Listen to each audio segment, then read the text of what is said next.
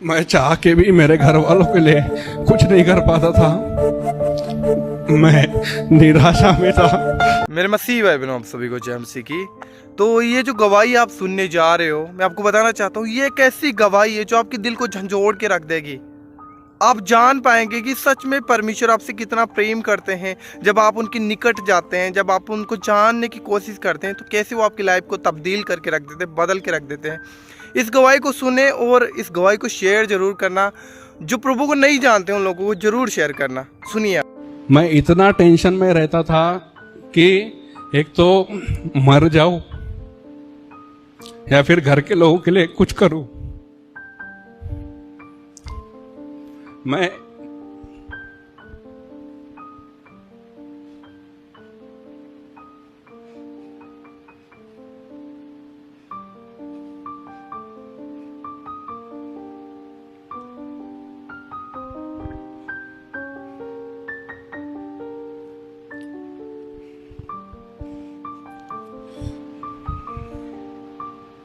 मैं चाह के भी मेरे घर वालों के लिए कुछ नहीं कर पाता था। मैं निराशा में था।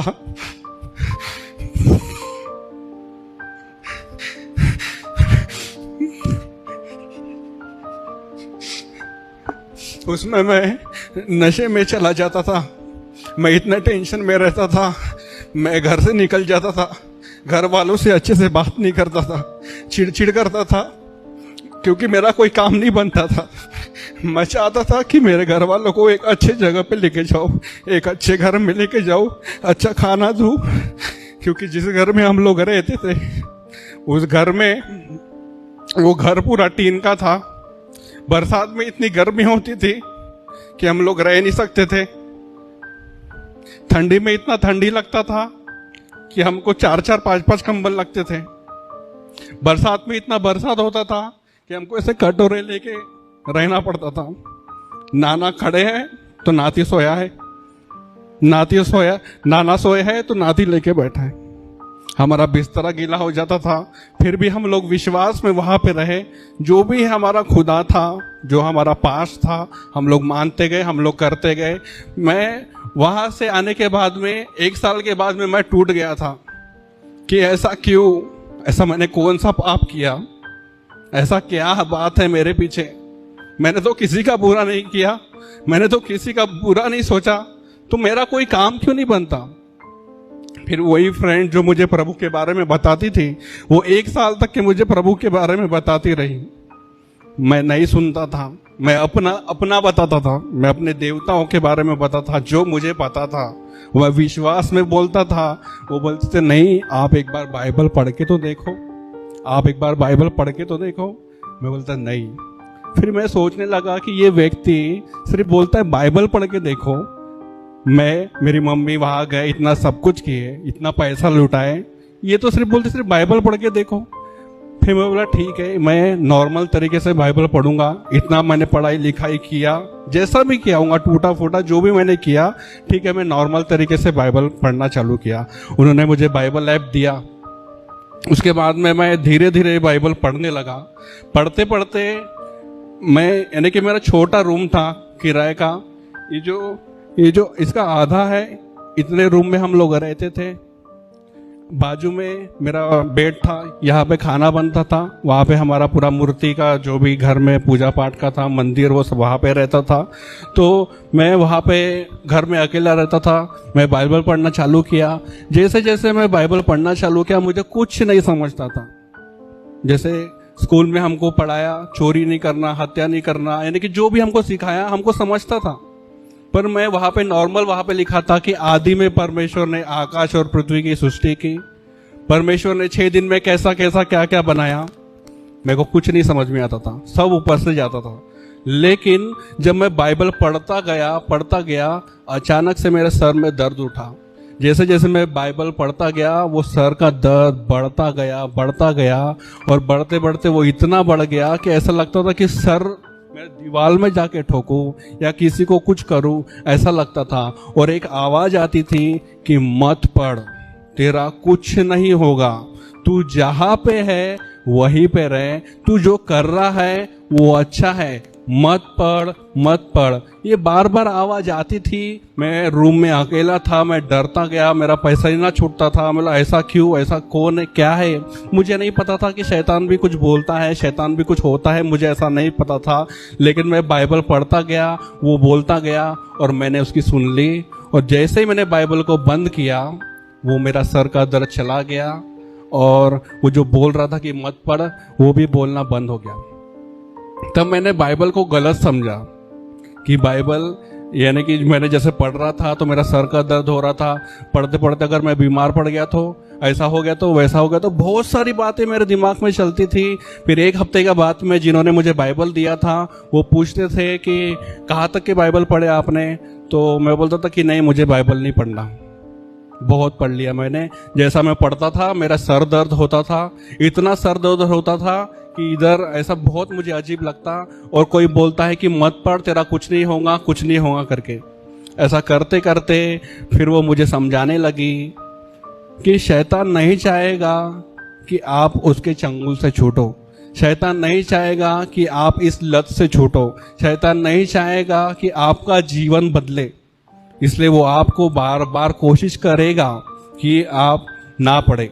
तो फिर मैं उनकी बातों को समझने लगा। समझने के बाद में मैं बाइबल पढ़ता गया। पढ़ते पढ़ते मैं बहुत बार मैंने बाइबल को पढ़ना बंद किया। और उसके बाद में मैं निर्गमन की पुस्तक में आया। जब मैं निर्गमन की पुस्तक में आया तो वहाँ पे परमेश्वर मूसा को 10 आज्ञा दे रहे थे। तो जब मैंने वो 10 आज्ञा वहाँ पे पढ़ा, जब वहाँ पे लिखा था कि मैं तेरा परमेश्वर हूँ, मैं तेरा करने वाला हूँ, किसी मूर्ति के सामने दंडवत न करना, अपने लिए कोई मूर्ति खोद कर न बनाना। मैं बोला ऐसा, ये कौन है, ये कौन सा परमेश्वर है जो बोलता कि मूर्ति खोद करना बनाना? आज तक के मैं तो मूर्ति को ही पूजते आया। हमारे घर में 36 कोटि देवी देवताओं में से हर एक देवी देवता हमारे घर में मिलेंगे, सबको हम लोग पूछते थे। तो ऐसा क्यों लिखा है यहाँ पे? तब मैंने वो जो वचन था परमेश्वर का, वो मुझे ऐसा लगा, आर पार भेदे जैसा लगा। और मैंने फिर डिसीजन लिया कि आज से मैं पूरा बाइबल पढ़ूंगा। उसके बाद में मैं खुद डिसीजन लूंगा कि बाइबल सही है या फिर ये जितने भी क्रिश्चियन लोग हैं, मसीह लोग हैं जो बोलते हैं कि प्रभु यीशु मसीह जीवित है, वो ऐसा है वैसा है, या फिर इनकी सिर्फ बातें हैं। मैं फिर बाइबल पढ़ने लगा, जिद से पढ़ने लगा, जानने के लिए पढ़ने लगा। जैसे जैसे मैं पढ़ने लगा, पढ़ते पढ़ते मैं उठते बैठते लेटते चलते फिरते जहाँ जहाँ मुझे समय मिलता था मैं बाइबल ही पढ़ता था। मेरे घर के लोगों को लगता था कि मैं सिर्फ गेम खेल रहा हूँ या फिर किसी से बात कर रहा हूँ या कुछ कर रहा हूँ। मैं सिर्फ बाइबल पढ़ता गया। पढ़ते पढ़ते मेरा मुंह ऐसा था कि मैं बिगर गाली के बात नहीं करता था। बिगर गाली के मेरे से बात ही नहीं होती थी। बड़े लोग हैं, ठीक है, अच्छे से रहेंगे, पर जैसे ही अपने संगति में गए, दोस्त यारी में गए, तो बस गाली। जैसे जैसे मैं बाइबल पढ़ता गया, परमेश्वर ने मुझे उस गाली से छुटकारा दिया। जैसे जैसे मैं बाइबल पढ़ता गया, मुझे अनेक ऐसा कोई शौक नहीं है जो मैंने नहीं किया। बचपन से लेके मुझे शैतान गलत इसमें लेके गया, मुझे इतना चतुर बनाया ये सब शौक पानी करने के लिए कि कभी मेरे मम्मी को भी भनक नहीं पड़ी, मेरे नाना नानी को भनक नहीं पड़ी कि मेरा बेटा ऐसा है या फिर उसके दोस्त ऐसे हैं। कभी भी उनको भनक नहीं पड़ी। और मैं बाइबल पढ़ता गया और उसके बाद में पूरा मेरा जितना भी आदत था परमेश्वर ने उससे छुटकारा दिया। मुझे प्रार्थना करने भी नहीं आती थी, मैं टूटा फूटा प्रार्थना करता था और मैं घर वालों से बहुत डरता था ताकि घर वालों को ये बाइबल पढ़ना, मैं प्रार्थना करता हूँ या फिर चर्च जाता हूँ, ये पता ना चले। मैं लेटते लेटते प्रार्थना करता था, लेकिन परमेश्वर ने मुझे वो लेटते लेटते, यानी कि मैं लेटे लेटे प्रार्थना करता था, लेकिन मुझे खड़ा होके परमेश्वर ने प्रार्थना करने लायक बनाया। मैं प्रार्थना करता गया। 9 महीने के बाद में मेरे घर में पता चला कि मैं बाइबल पढ़ता हूँ, मैं प्रार्थना करता हूँ और मैं चर्च जाता हूँ करके। वो समय दिवाली का समय था। मेरे घर वाले बोल रहे थे कि पूजा करने के लिए बोल रहे थे। बोला नहीं, मुझे नहीं करना। तो मेरे ऊपर चिढ़ गए, क्यों नहीं कर रहा? तो मैं बोला कि नहीं, मुझे नहीं करना है। तो फिर उसके बाद में उन्होंने प्रसाद दिए, तो बोले ये प्रसाद ले। मैं बोला नहीं खाना है करके। वो मेरे ऊपर चिढ़ गए, ऐसा क्यों कर रहा। उसके बाद से वो लोग मेरे ऊपर ध्यान देने लग गए। ध्यान देते देते उनको पता चला कि मेरा लड़का बाइबल पढ़ता है, मेरा लड़का प्रार्थना करता है, मेरा लड़का चर्च में जाता है। मेरे घर के लोग मेरे खिलाफ हो गए, मेरी मम्मी नाना नानी मेरे खिलाफ हो गए और वो मुझे अलग अलग तरीके से ताने मारने लगे कि तू नालायक है, तू निकम्मा है, ऐसा बहुत बोलते थे। मैं